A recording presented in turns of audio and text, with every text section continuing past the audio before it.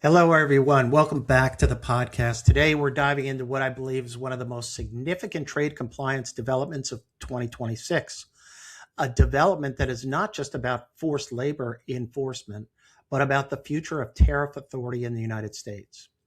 On June 2nd, 2026, the Office of the U.S. Trade Representative, USTR, released its report and proposed action in 60 parallel investigations targeting forced labor enforcement failures across virtually every major U.S. trading partner.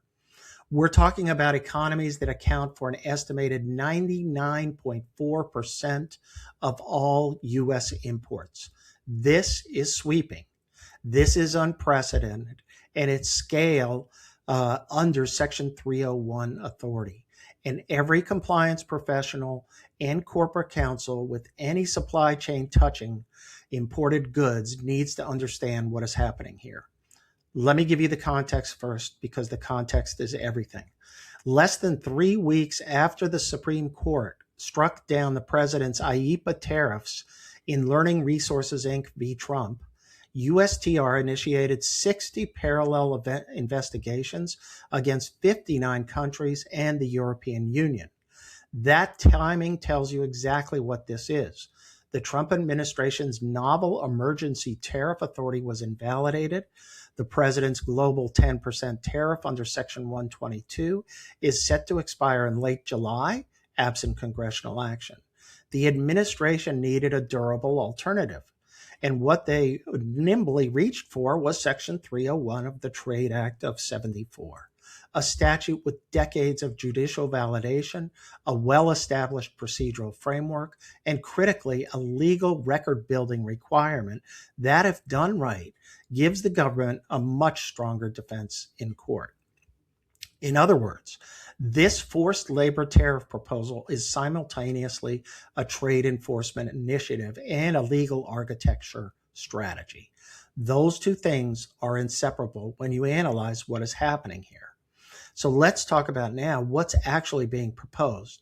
USTR found that 54 of the 60 investigated economies have no legal prohibition whatsoever on imports of goods made with forced labor.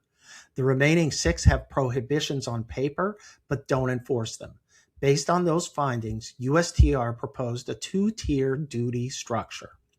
The first tier is 10% additional duty on 14 economies that USTR determined have at least a partial forced labor import regime in place. That list, which some of these countries will be known to you, includes some very significant U.S. trading partners: Canada, Mexico, European Union, the UK, Malaysia, Indonesia, Bangladesh, Pakistan, Taiwan, and others. The second tier is a 12.5% additional duty on all remaining 46 investigated economies, those with no meaningful forced labor import prohibition. That list includes China, Brazil, Japan, and South Korea, among many others. And here's the critical point that compliance teams need to internalize. These new duties are stacked on top of all existing tariffs. You add them to MFN duties, to existing 301 tariffs on Chinese goods, to any applicable anti-dumping and countervailing duties. The cumulative tariff burden on certain Chinese goods, for example, could be extraordinary. Now, USTR did not propose a blanket tariff on everything. Annex A contains a lengthy list of exclusions: energy products, critical minerals, rare earth metals, many agricultural products, certain pharmaceuticals, certain electronics. These exclusions reflect supply chain realities, strategic sensitivity, and political calculus. But the base premise is broad coverage with carve-outs as the exception. So let me turn now to what compliance professionals have to focus on, because there is a real-time pressure here. Comments are due July 6, 2026.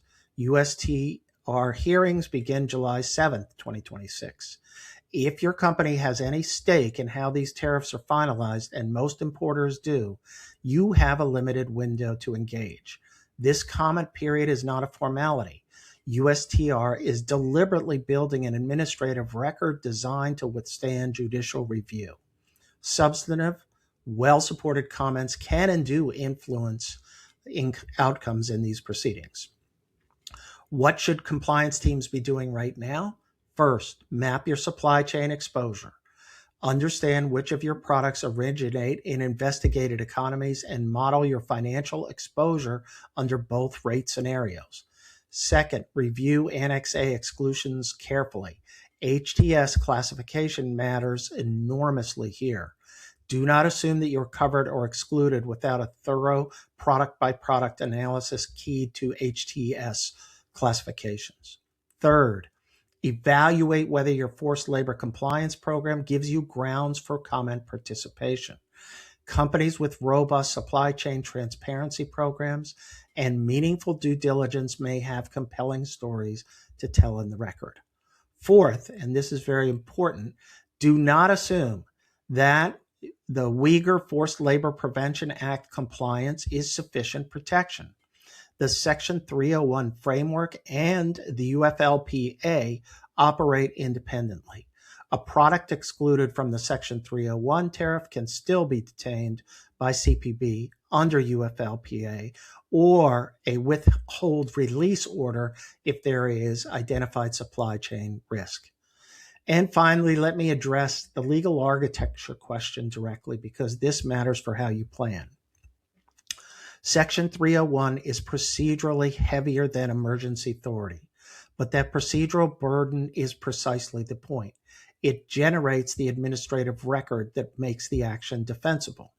USTR's effort here, 450 plus written comments received, testimony from nearly 60 witnesses, consultations with 46 economies, reflects awareness of past litigation vulnerabilities.